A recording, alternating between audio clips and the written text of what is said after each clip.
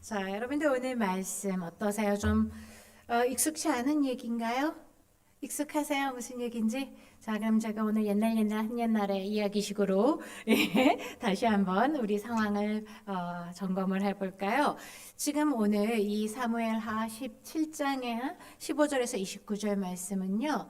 다윗이 이제 압살롬의 반란에 막 쫓겨서 예루살렘 성을 뒤로 하고 피난길에 오른 뒤에 왕궁까지 압살롬한테 점령을 당한 그 다음 이야기입니다. 여러분들 영화 서울의 봄 보셨어요? 그 시시각각 촉박하게 긴급하게 상황이 바뀌고 뒤집어지고 또 바뀌는 마치 그런 날 같아요. 반란의 날이니까요. 압살롬이 자기를 지지하는 사람들을 다 몰고 들어와서 예루살렘의 수도에 입성했어요. 그리고 왕궁을 뺏고 다윗과 다윗을 따르는 사람들은 이제 울며 피난길을 쫓겨가고 있는 중입니다. 이 앞에 15장 30절을 보면 이렇게 기록되어 있거든요.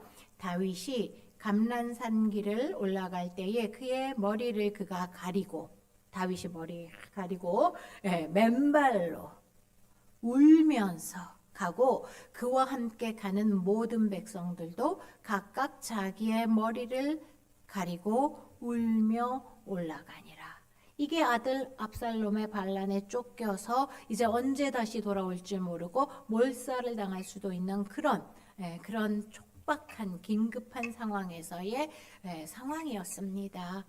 이때 이제 압살롬은 왕궁에서 묻습니다. 아히도벨이라는 자기 신하한테 어떻게 했으면 좋겠냐? 어떻게 하면은 이제 완전히 다윗을 제거하고 우리가 이 승리를 굳힐 수 있겠느냐 물어서 이제 아히도벨이 이러이러하게 하라라고 이야기를 했어요. 지금 금방 막 울며 쫓겨가고 정신이 하나도 없을 이때 기습작전으로 다윗을 죽이자. 그러면 따르는 자들은 흩어질 거다. 자, 어때요? 좋아 보이나요? 좋은 제안, 대단한 전략 같아요. 두 번째, 후스에게도 물었어요. 어떻게 했으면 좋겠냐?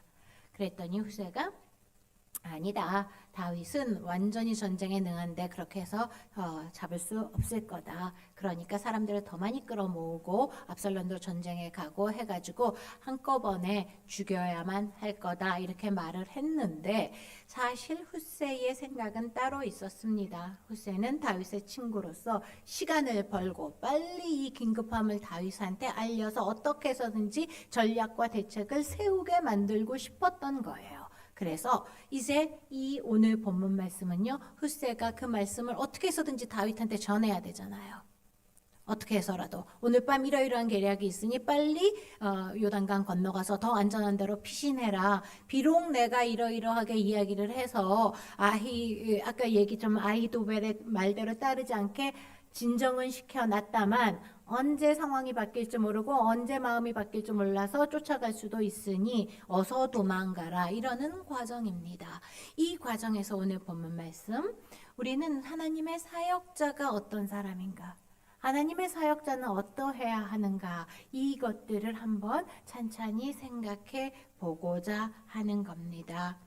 자, 오늘 말씀을 보면은요 15절에 결국 하나님의 사역자는 누굴까? 지금 전세는 어디로 기울어 가는 것 같아요? 압살롬한테 절대적으로 기울어 가는 것 같아요. 사람들도요 너무 많이 따르고 있고요. 압살롬은 인간적으로 굉장히 유능하고 인간적인 면모가 아주 뛰어난 사람이잖아요. 그리고 지지자들도 이미 굉장히 많이 결집을 했습니다. 그리고 아주 영특한 모략이 뛰어난 아히도벨 같은 추종자 최측근이 있었어요. 그리고 이미 전세에 왕궁 버리고 수도 버리고 떠났으면 끝난 거죠. 언제 다시 돌아와서 이거를 재점령을 하겠습니까? 전세로 봐도 이미 게임은 끝난 것 같습니다. 그런데 다윗을 물리치려고 하였던 그 압살롬의 무리들이 한 가지 관과한 것이 있어요. 그 바로 앞에 14절 말씀이었습니다.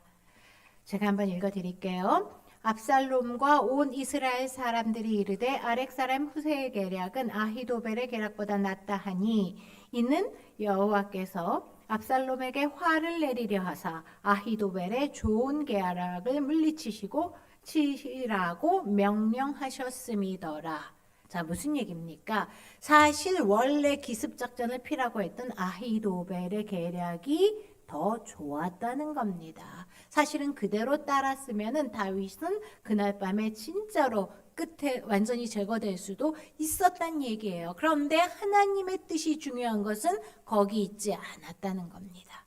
하나님은 압살롬에게 화를 내리고 다윗을 계속해서 다윗을 통해서 하나님의 역사를 이어가기로 하셨다는 그 하나님의 뜻을 이들은 묻지 않았다는 거예요.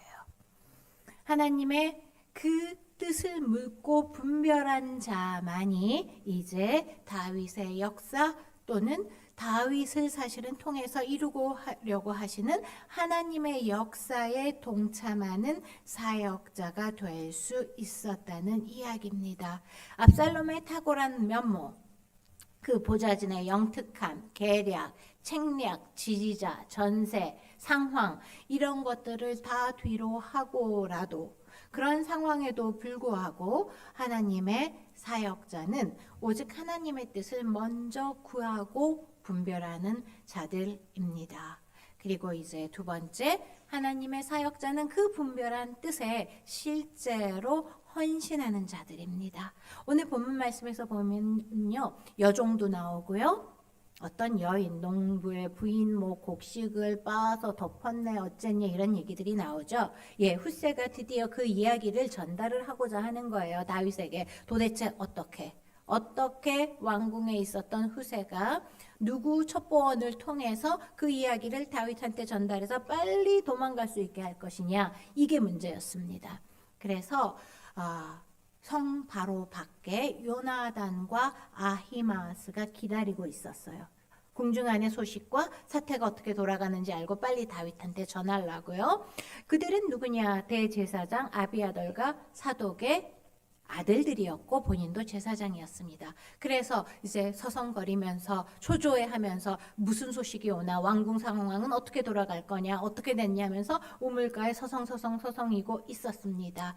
그때에 국내에 있던 소식을 여종 하나가 우물로 나와서 요나단과 아히마스에게 전달하고 있다는 그 얘기가 오늘 본문의 시작입니다.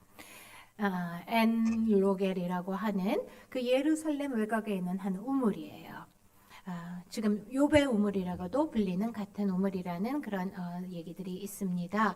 바로 이곳에서 여종은 그 두 사람의 제사장을 만나서 이러이러했고 후세가 이러니 빨리 도망가라고 했다, 이 얘기를 전달하는 중입니다. 그리고 그것을 이상하게 여긴 사람이 압살롬한테 가서 밀고를 해요. 두 사람이 서성거리고 있고 그 두 제사장들이 결국은 이러한 일을 벌이고 있는 것 같다. 자, 바로 그 대목입니다.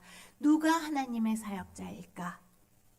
자, 초조하고 이 반란의 시기에 다윗을 지지하면서 끝까지 그를 따르던 제사장들 요나단과 아히마스, 당연히 하나님의 사역자겠죠. 근데 한 번 더 생각을 해봅시다. 이 긴급한 상황에서 그냥 여종으로, 사회적인 하층으로, 지금 여기에 이름도 기록되어 있지 않습니다. 어느 여종인지 그냥 이름도 없는 쉬프하 여종이라고 써있는 그 한 여종이 목숨을 걸고 지금 이 제사장들에게, 요나단 아히마스에게 이 사실을 전달해주는 첩자의 역할을 같이 하고 있다는 사실입니다. 모두가 다 훌륭한 여호와의 사역자, 하나님의 사역자 맞죠? 그러나 한편으로 생각하면 요나단과 아히마스는 그나마 제사장입니다. 이름 있는 가문의 대제사장의 아들이에요. 자기가 이 일을 하면서 성경에 벌써 이름도 몇 번이나 기록이 됐잖아요. 네. 그리고 이 모든 일이 내 일이고 업무고 나의 책임이기도 한 사람들입니다. 그러나 이 여종은요, 지금 이 일을 꼭 해야 될 이유는 하나도 없습니다. 본인이 이것이 정말 하나님의 뜻이고 다윗의 왕자가 다시 서는 게 하나님의 뜻이라는 분별이 없었다면, 그 일을 위해서 나는 하나님의 부르심을 받은 사람이고 나라도 이 모든 일에 동참하고 일조해야 되겠다라는 생각이 없었다면 굳이 이 위험한 일을 할 이유가 없는 사역자라는 겁니다.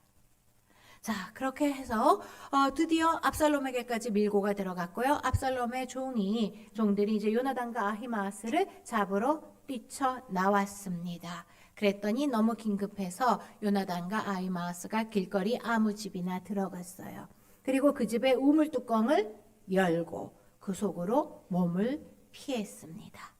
팔레스틴은 건기가 심했기 때문에 아마도 예전에 우리 우물처럼 집집마다 땅에서 물이 나오지는 않겠지만 수조를 만들어 놓고 물을 이렇게 늘 부어 놓고 그것을 이제 보관하고 있었던 것 같습니다.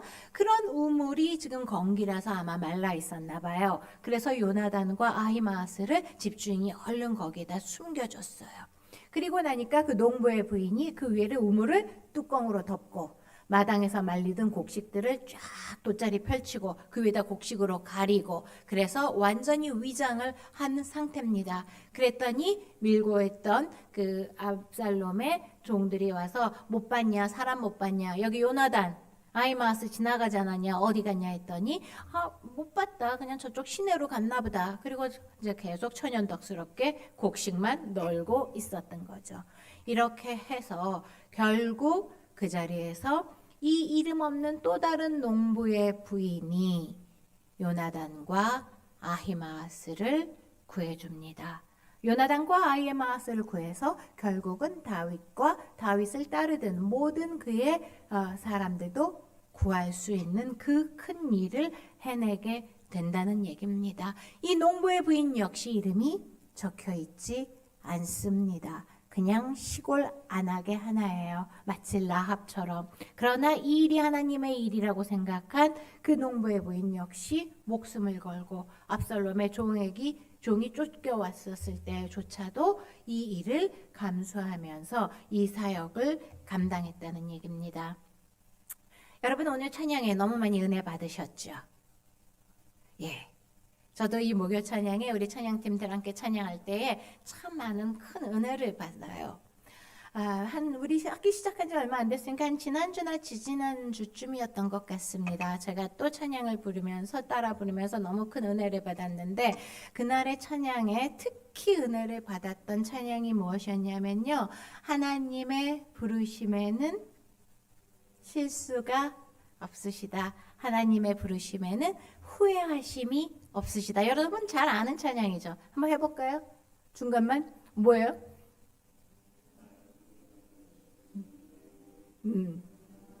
이거야 진짜? 이 찬양이 그때 그 찬양 맞아요? 찬양팀이 부르던 그 찬양 맞습니까?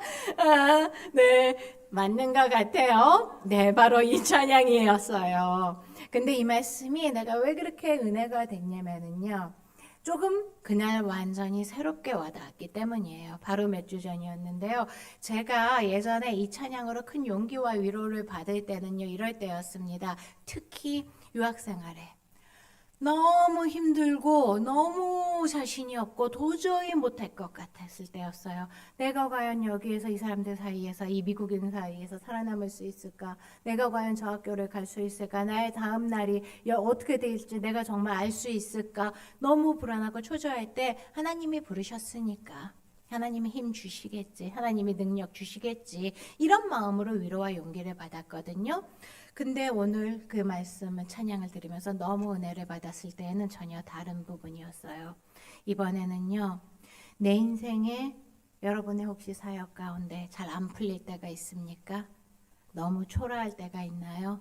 이렇게 형편없는 이렇게 안 좋은 환경에서 내가 사역을 해야만 하고 또는 내가 굉장히 지금 잘 나가지 못하고 있고 비참할 때가 있을까요? 너무나 내가 아무것도 아닌 것 같아질 때가 있을까요? 그날의 찬양은요, 제게 이렇게 다가왔어요. 그 자리도 내가 너를 부른 자리다. 내가 너를 그 자리로 부른 것도 실수가 아니다.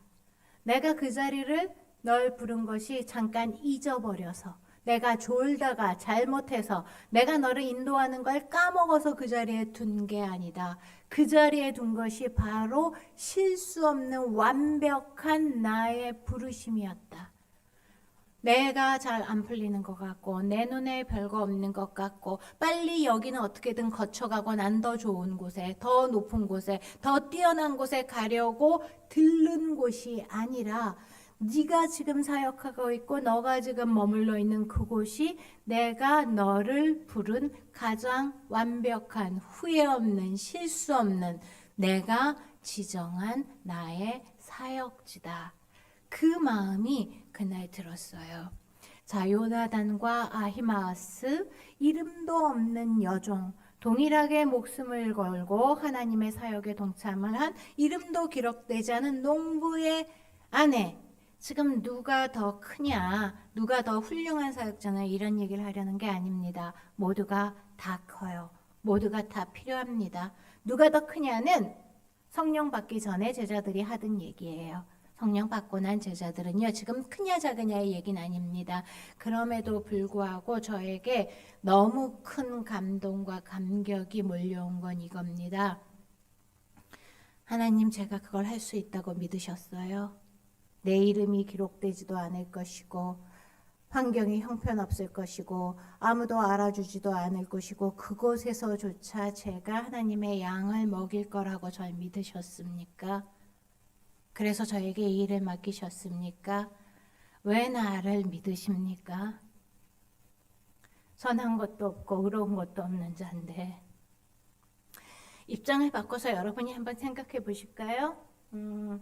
여러분이 어떤 일 두 가지를 누군가한테 친구한테 맡겨야겠어요. 하나는요 좀 뽀대 나는 일이에요. 그래서 그걸 한다고 지도 뭐 손해 날 건 없어요. 뭐 나도 좋지만 지도 좋은 일이에요. 이런 일을 누군가한테 맡겨야 돼요. 또 한 가지는요. 걔한테는 정말 힘들고 좋을 게 하나도 없을 일이에요. 근데 너무너무 중요한 일이에요. 쟤한테 돌아가는 것도 하나도 없어요. 그리고 어쩌면 목숨을 걸어야 될 수도 있어요. 그리고 그 목숨을 걸었다고 이름을 남기지도 않을 수도 있어요. 여러분 두 번째 일을 누구에게 맡기시겠어요?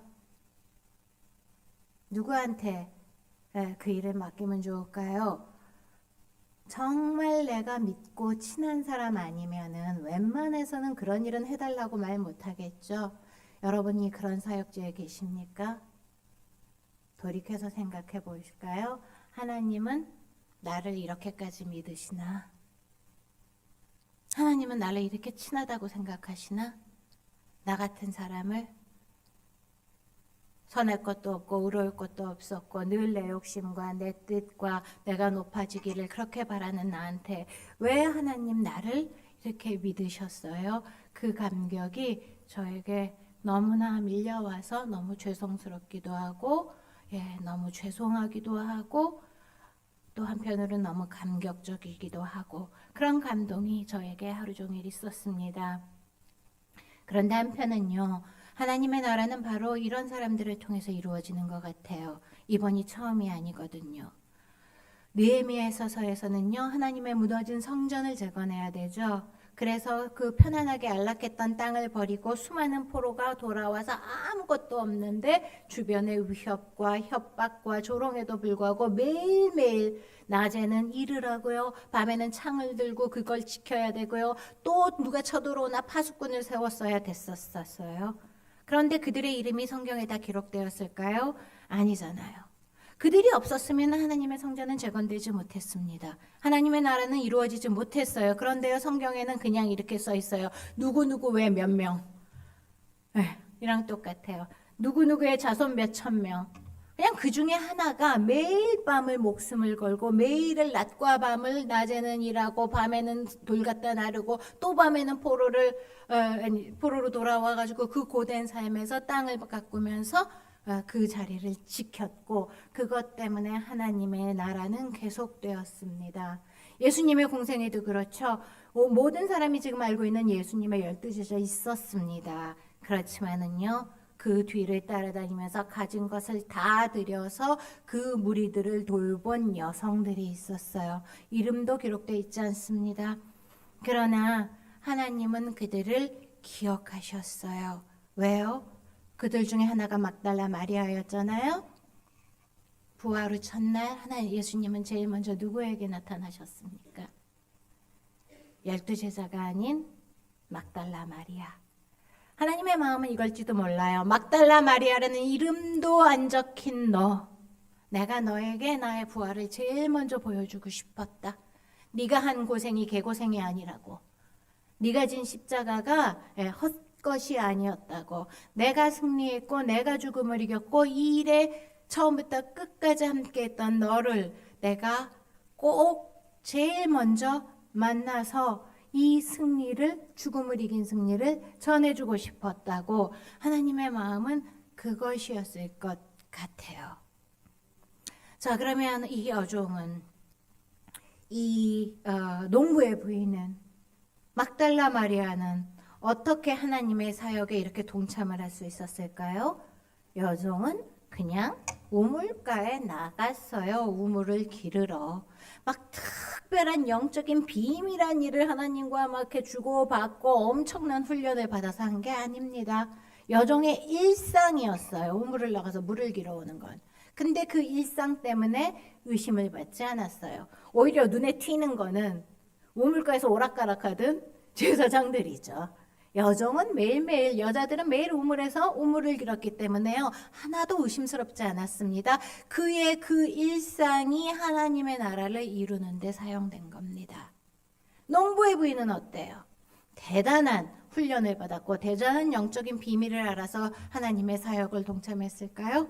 아닙니다. 농부의 부인도 똑같아요. 자기 마당에서 어머니들 하시는 거 있잖아요. 곡식 볕에다 넣는 거 엎드려서, 그러다가 제사장이 와서 숨으니까 그 곡식 덮어서 그들이 매일매일 하찮게 여겼던 그 일상, 그들이 매일매일 별것 아니라고 얘기했었던 나는 왜 여기서 여종밖에 안 됐을까? 나는 왜 남자로 못 태어났을까? 그럼 나도 제사장 했을 텐데. 나는 왜 도시에서 대단한 집안에서 못 태어났으려나? 나도 좀만 더 교육을 받았었으면. 이러지 않았습니다. 그들의 매일의 그 일상이 하나님 나라의 쓰임을 받았어요. 예. 바로 그것 때문에 그들은 다만 목숨을 걸고 자기가 하던 일에 그 일상에 최선을 다했었을 때 하나님이 때를 따라서 부르시는 그날이 있었다는 겁니다. 여러분이 오늘 하고 있는 일상, 알바를 할 수도 있을 거고요. 공장에서 일을 하고 학교를 다 오느라고 너무 지치고 피곤할 때도 있을 것이고요. 그리고 밤에는 교회를 가가지고 또 철야 예배를 해야 될지, 새벽 예배를 해야 될지, 사순절 특별 기도회를 해야 될지. 그럼에도 불구하고요, 우리가 하는 모든 일은 거쳐가는 길이 아니라는 겁니다. 이거를 다 통과하고 나면 하나님이 날 좀 멋진 근사한 목사 자리에 앉혀줄까? 더 큰 교회에 보내줄까? 더 좋은 사역주로 보내줄까가 아니라 지금 바로 여기가 하나님이 나를 부르신 자리고요. 내가 오늘 매일매일 감당하고 있는 친구와의 관계, 공부하는 하루하루 시험 준비, 하루하루 교회에서 아이들하고 놀아주는 이 시간이 바로 하나님이 나를 부르시는 후회하심이 없는, 실수 없는, 나를 까먹어서가 아닌 가장 완벽한 나를 원하시는 바로 그 자리였다는 겁니다. 막달라 마리아는요, 그러면 어떻게 해서 부활의 첫 증인이 되었을까요? 그날 갑자기 큰 영감을 받아서 새벽에 달려나왔을까요? 아니잖아요. 막달라 마리아는요, 그냥 맨날 예수님을 따라다녔어요. 십자가 옆에서도요, 끝까지 그 자리를 지켰고요. 예수님 시신이 매장이 되는 그 현장에도 끝까지 있었습니다. 그러다 보니까 주일날 이른 아침에도 예수님한테 기름 가두려고 또 찾아갔고 무덤 앞에 갔어요. 그러던 어느 날 부활한 예수님까지를 만난 겁니다. 우리가 매일매일 인도하는 예배, 매일매일 인도하는 기도, 매일매일 찬양하는 그 찬양, 그 모든 자리를 우리가 꼬박꼬박 나가서 기다리고 주님을 기다릴 때에 주님은 부활의 증인으로 우리를 세워주십니다. 어떤 선한 사마리아인이라는 얘기인데요. 8세기의 독일에서 훌륭한 목회를 하던 진 프레드릭 오버린 목사님이 있었답니다. 그런데 한겨울에 여행을 하던 중에 심한 눈보라를 맞게 돼서요. 꼼짝없이 갇혔대요. 그랬더니 때마침 마차를 타고 가던 농부가 내려서 이분을 편안하게 모시고요. 힘든 곳을, 다친 곳을 채워주고 다친 곳 고쳐주고 인근 마을에까지 모셔다 드린 거예요. 그랬더니 이제 너무 감사해서 목사님이 물어봤습니다. 당신은 도대체 어디 사는 누구십니까? 이름이 무엇입니까? 그랬더니 이 농부가 물어보더랍니다. 목사님 맞으시지요? 그러면은 선한 사마리아의 이름은 무엇입니까? 목사님이 성경에 나오는 선한 사마리아인이 어디 사는 누군지 알려주시기 전에는 저도 제 이름을 알려드리지 않겠습니다. 이름 없이 빛도 없이 그냥 주님의 일이기 때문에 그 일을 감당하는 사람들이 있어요. 이들은 어떤 상급을 받을까요? 느헤미야에 보니까요. 저 뒤에 43절에 보니까 그들의 기쁨이 충만해서 이름이 성경에 적힌 자나 안 적힌 자나 동일하게 기뻐서 찬양을 하고 함께 뛰놀며 하나님의 나라의 기쁨을 맛보았다고 합니다. 여러분 저도 장담할 수 없는 1년 10년 뒤 일 우리가 어떻게 하자고 말하지 않을게요. 그러나 오늘 주님이 혹시 여러분 마음에 감동을 주시고 하나님이 나를 왜 이 자리에 불러주셨는가가 감격스럽다면 오늘 하루라도 우리도 빛도 없이 이름도 없이 주님의 사역자가 되어 봅시다. 그리고 내일은 또다시 내일의 은혜를 주실 주님 앞으로 다 함께 내일 나갑시다. 기도합니다.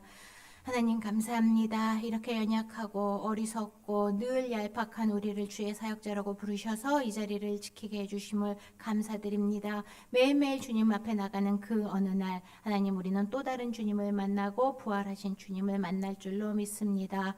이제는 우리 주 예수 그리스도의 은혜와 하나님의 극진하신 사랑과 성령님의 감화, 감동, 역사하심이 주님의 앞에 나와서도 늘 흔들리고 늘 주저하고 늘 두 마음을 품는 우리도 하나님 앞에서 끝까지 이름 없이 빛도 없이 섬길 수 있는 주님의 가장 귀한 친구가 될 수 있기를 하나님 축복하여 주시기를 간절히 기도하옵나이다.